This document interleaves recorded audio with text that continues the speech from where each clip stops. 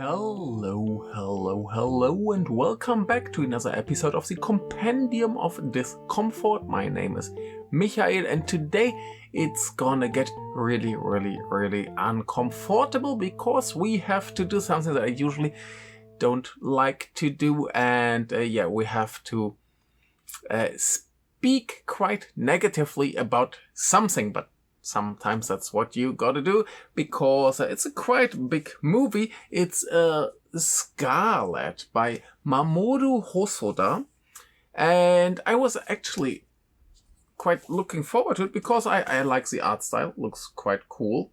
The basic premise of the story is quite cool, like this princess dies, gets into the land of the dead, and needs to take revenge. Has some like mild Dark Souls vibes. I love Dark Souls, so why not? The people involved, like the voice actors, are some pretty great people there. Like the cast is pretty crazy. Let's just go through it quite quickly. With Mana Ashida, who you might have seen in Pacific Rim and Confessions. And Confessions is a thing we need to talk about in a minute. Then with Masaki Okada, who was, for example, in Drive My Car and in Confessions. And we have Yutaka Matsushige, who was, for example, in Ring or Cloud. We have Kotaro Yoshida, who was in the third Murder or the Cube remake, which I still haven't seen. With Koji Yakusho, who was in basically every movie you've ever seen. But for example, in Perfect Days, and this review might remind some people of my review of Perfect Days, because a similar case of holy cow, did you just rant about this lovely movie. Today's episode might sound like a rant as well.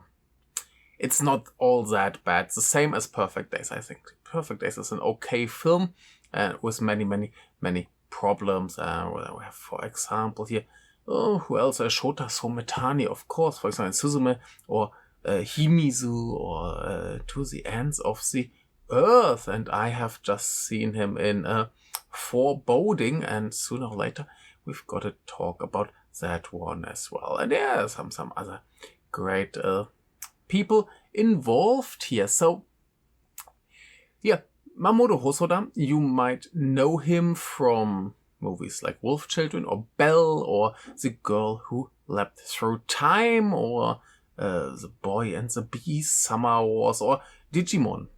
Yeah. So basically every time people talk about who might be the next Hayao Miyazaki, someone brings up Mamoru Hosoda, and it's like, oh my god, that's the next great anime Makoto Shinkai, who comes up in these discussions. I think both are far away from whatever Miyazaki did or does. I guess he will not retire until he passes away. Probably another movie coming also. I don't know. Anyway, so these two are usually pretty high up on everybody's ranking, like who should be the next big anime director. And yeah, like I said, both are more or less overrated, I would say. Doesn't mean that they can't make a good movie, but not deeply levels of joy. So yeah, I'm not the biggest Hosoda fan anyway, so I haven't seen many of his movies. I've seen The Girl Who Leapt Through Time, and I was so awfully annoyed by the girl just having the same bicycle accident over and over again, that I was just and I like Summer Wars. It was pretty good, I think, as far as I remember. I don't remember much. And Belle was a fine adaptation of The Beauty and the Beast.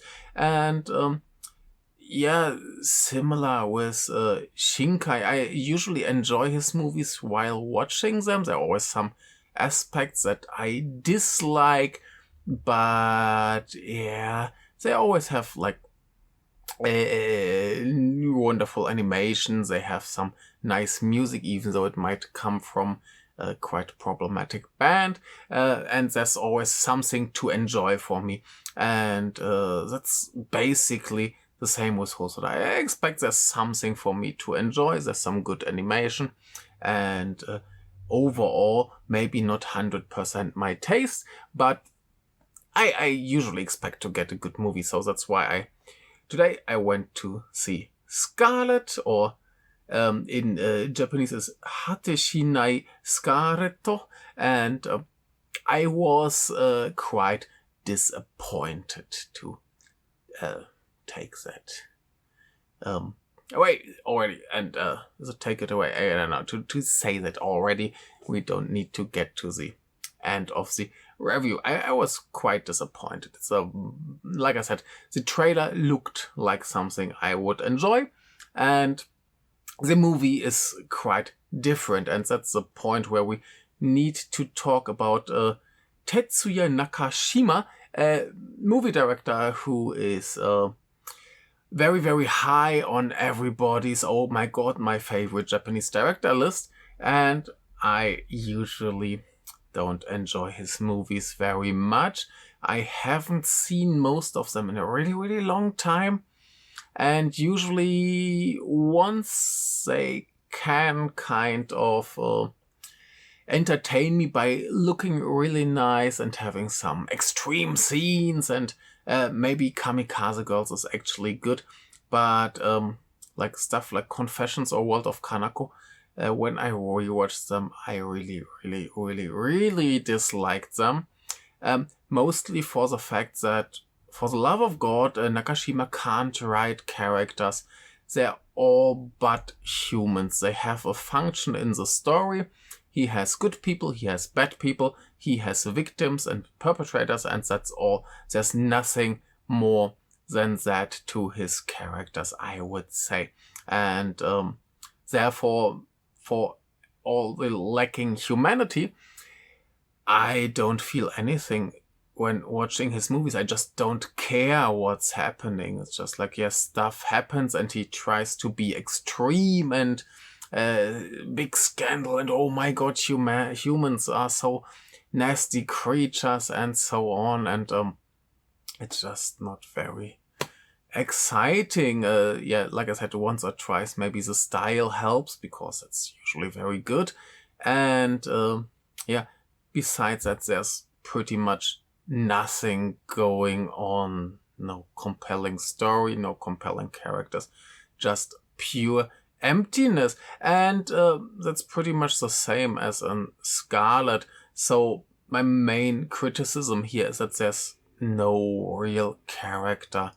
You have the main character, Scarlet, who is this princess who wants revenge because someone killed her, and yeah, that's what she does. And she has some character development because in this land of the dead she meets of course Japanese nurse, and this dude is of course a more or less pacifist and wants to help people, so pretty much the opposite from what she does. And then she learns something about nature and humans' nature and helping people and the joy that comes with that, and how nice it is to spread joy, and that might give her a slight character development. And that's totally fine. It's a fine idea.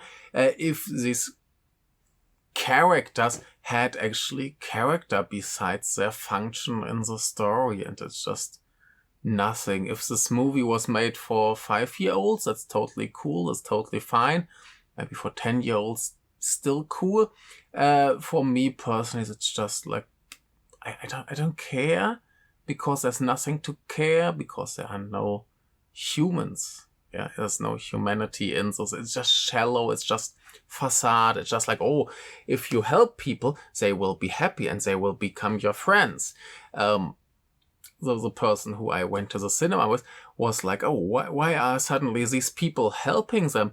Yeah, because before they were enemies and they had a fight, but after the fight, the nice nurse helped them, and then they became their friends, because that's what happens in anime. And That's it. There's no depth behind it. And it's just shallow emptiness. And that's the big problem. Everything else that I complain about would be not so bad and not really be a reason to complain if this worked well, if the characters got me, if the characters actually made me feel something, and not just the movie at some point suddenly insisted on, you have to feel something now because I'm telling you, because this is so dramatic, because suddenly there's some kind of love plot that wasn't even there before, and now it's all dramatic and I just didn't care about that because it didn't deserve to go there. It didn't deserve to get this is it pathos? I'm not sure if that's the correct word, but going to this kind of big, oh my god, here, now we're fighting together, and now this, and now this. One Piece can do that because One Piece established this, like, very, very long friendship between the characters, and they all have their goals and dreams, and they struggle and stuff. And there's something going on with them, between them. And if they fight someone who might become their friend later, it's a really, really long fight, and it's really dramatic, and there's stuff going on. Here it's really short. I think the fight scenes are the best in the movie. Not so great in a movie that's supposed to tell you that conflict and fighting is bad. No. So that's my big issue. If we had like one character where I felt like, that's cool, that's entertaining, that's fun, this character is good, I would probably not care about the other issues that are still plenty, but then not so bad, not so dramatic. Like I said, it's a movie that Hosoda made because after COVID was officially declared to be over, it's not. Suddenly we had a world to enjoy again, but then people start fighting and there's war, and he wanted to make a statement about war and that war is bad, and that's a very good statement. I completely agree with that. I support the idea of forgiveness. I support the idea of helping people. It's all great, all wonderful. Some people complain that the movie is too long and too slow in the middle, and I completely disagree with that, because what he does is setting up this idea of helping people. It sets up the character change. It all makes perfectly sense in a simple, very basic story structure sense.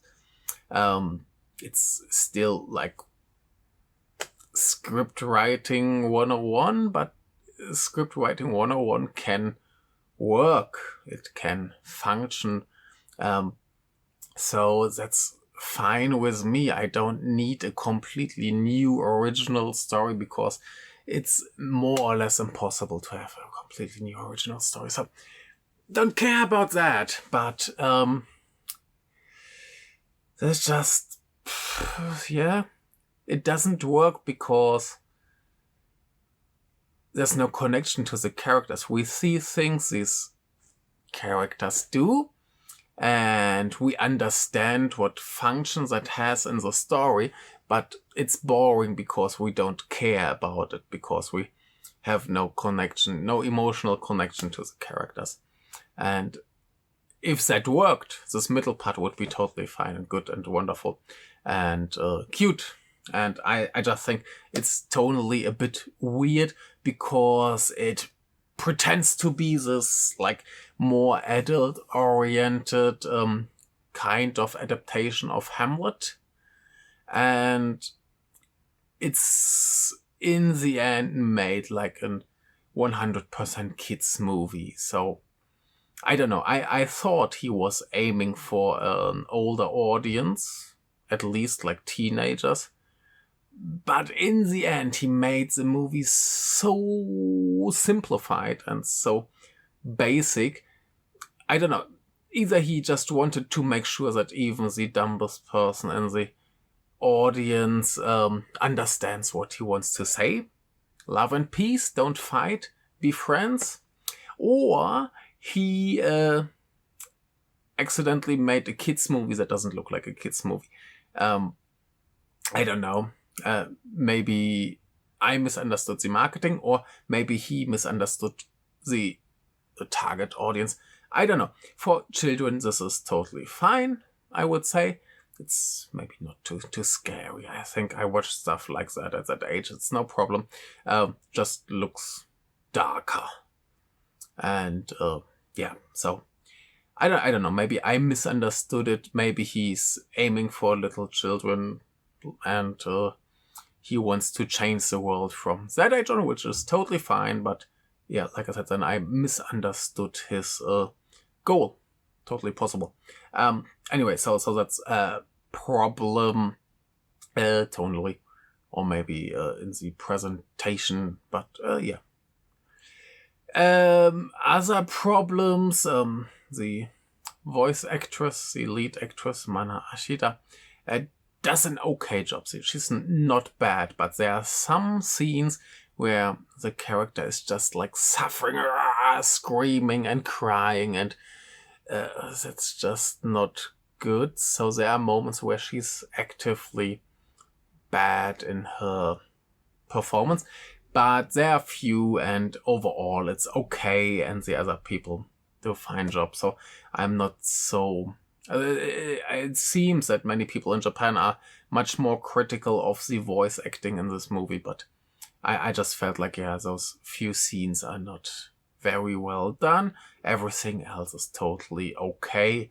Then we have some animation, especially like facial expressions that are not very good. And I think Hosoda said in the interview too that he's not 100% happy about the way they did the new animation style. It's a lot of CG and a lot of, like, they try like cell animation look, but yeah, a lot of CG. It's supposed to look 2D. It's sometimes it works very, very well. There's some wonderful images and some very bad images. And yeah, in some moments, especially the facial expressions of the characters are really, really, really not good and just have a sense of like nothingness again, which doesn't help because the characters are already like flat as a piece of paper. So that's another issue. Not all the time. Sometimes it works fine, but sometimes it just looks really awful. And the movie overall sometimes looks amazing, sometimes looks really bad. My favorite thing is, especially when we establish this land of the dead in the beginning, we have like the sea in the sky. The sky is like waves and stuff. And there's a crazily designed dragon with like stuff. Like you can see people attacked him and he has like spears and stuff in his throat and body and everywhere. And he just goes there and lightnings everything away, which is pretty cool. Yeah, but then on the other hand, we have some backgrounds that just look like photographs, and then we have these CG characters walking around, and it just looks like a janky old video game with better character models, but still like not really good. So there are some issues, like I said, for the message. It's a little bit sad that the best scenes are those with fighting and conflict and disasters. Those are the most entertaining scenes, I would say. Another thing is we establish this idea. For example, there's a group of like nomads riding through the desert, and they get attacked by some bandits, and those bandits get attacked by some more bandits, and then the dragon comes to destroy everything. And on the one hand, yeah, it surely establishes a world where there's always a bigger thing that comes and eats you, like many movies do for the circle of life or something. There's this small thing, gets eaten by the bigger, getting like that. So that's well established, and of course in the end that somehow pays off. Oh, who would have guessed? So people who are angry about a movie being predictable, this is not for you. Like I said, it's basically written like a kids movie for really little children. So surprise, there are no surprises. So yeah, that's maybe another issue for some people. And it's just overall, like I said, I was completely lacking any emotional connection to this movie. It's just like bland. It's not really bad. It's not like they did any big unforgivable mistakes besides this, like give the characters more character. Everything else works more or less well. What I think is a little bit not good, not bad. It's just a taste thing that I feel is a little bit like we have this fantasy world, this fantasy story that's really cool and really great, and somehow we still need we have a strong female lead, of course, and somehow we still need a Japanese man to come into this world, like from the modern world. I don't know if Hosoda tried to ground it more in reality or have someone who is more relatable. I don't know, but that's already not good. You could have done the same story with a like fantasy character. Yeah, you don't need the Japanese man from modern Tokyo, which at some point gets presented as the futuristic, peaceful wonderland that we all aim to, like we aim that our world becomes like that. That's the inspiration for our heroine, and that's already a little bit cringy, I would say. Pretending like, hey, there's no conflict in modern Japan. I slightly disagree. Anyway, like, have the need to have this modern character is already annoying. And then, of course, basically, he's the actual hero of the story. He enables Scarlet to fulfill her mission in one way or another. But basically, he is everything. He keeps everything going. He's the center of everything. She wouldn't be able to do anything without him. And do we need that if we want to make a movie around a strong female lead? Why does she have to, why does everything she does have to depend on a guy? Yeah. And if it was an American movie, that would be a white guy, and in a Japanese movie, of course, it's a Japanese guy. No? So the hero must be from your culture and show the woman how to live and have moral. And I really didn't like that aspect. But yeah, that's just a matter of taste. Maybe some other people care less. And if the movie worked better, I guess I wouldn't care as much. And other notable things, of course, Hosoda was like, dance scenes are really nice. Probably he watched RRR, and the hype around that dance scene was like, we need 2 dance scenes, and they're fine, they're cool, whatever. No problem. And there's not much else to say. Like I say, I like the world that it's set in. I think the character design, at least for her, he looks as boring as you can look as a Japanese dude in such a story. But she and some of the characters look quite interesting. I think the bad guys had some potential to be entertaining, but they get almost no screen time, so there's not much there to shine. And what else? Is there anything positive I can say? The presentation is mostly good. Yeah, so I don't want to make it sound like it's a terrible movie. I would say it's a totally fine kids movie. Yeah, if you're, let's say, under 13. It's totally fine. It will be totally okay for you. But if you have a little bit more hope for characters and a little bit a deeper story, then I guess you will be terribly, or maybe at least slightly disappointed like me. Before I watched it, we talked about the movie not being very popular in Japan. And I completely understand why.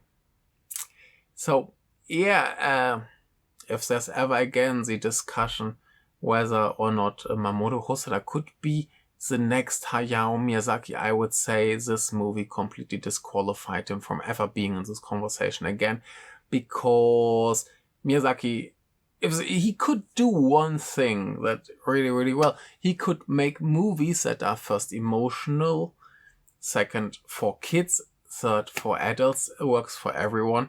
And yeah, I don't know what Hosoda had in mind here. Didn't work for me. And on Letterboxd it has an average rating of 3. And I think that's fair enough. I still haven't decided what kind of rating I will give it. More like 2.5 probably. But I think, yeah, it's more the disappointment that it's such a mediocre movie than it actually being bad. And I don't know, maybe if I watch it again, maybe with subtitles, because at some point I just didn't care enough, so I didn't pay 100% attention to whatever was going on.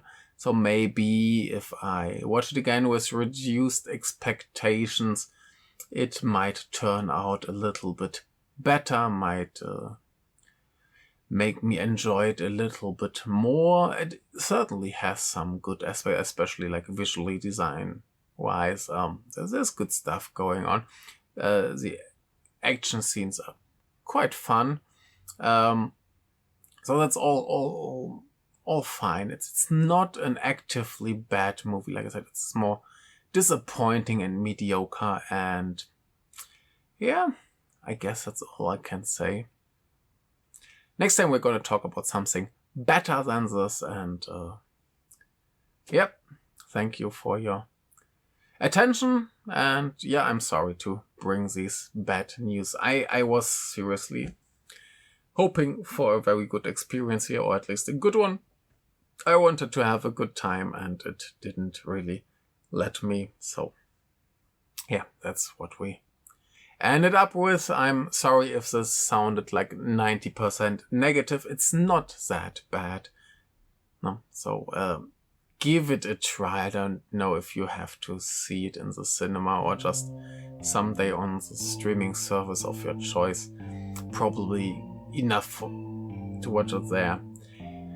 And yeah, good. That's it for today. Thank you. Bye.